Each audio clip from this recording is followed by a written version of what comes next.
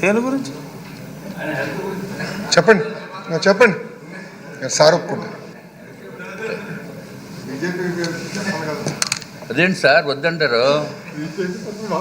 అత్యంత క్లిష్టమైన శాఖ మన గౌరవనీయులైన నిమ్మల రామానాయుడు గారు చేస్తున్నారు అధ్యక్ష. మంచినీరు డాక్టర్ రామానాయుడు గారు మా ఊరే కాబట్టి స్పెషల్ ఫోకస్ ఉంటుంది.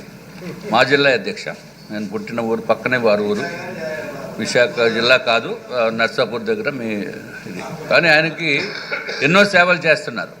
అంటే మనకి విజయవాడలో వచ్చిన ఫ్లడ్స్లో కానీ, లేకపోతే పోలవరం ప్రాజెక్టు గురించి కానీ ఆయన పడుతున్న కష్టాన్ని అందరూ గుర్తిస్తున్నారు.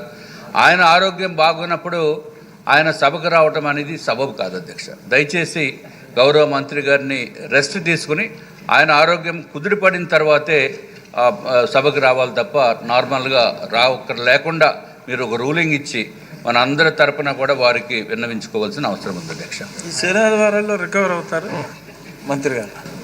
డ్రిప్ లైన్తో వచ్చారు అధ్యక్ష, చూస్తే ఇంకా ఉంది చేయికి డ్రిప్ లైన్లో ఉంది.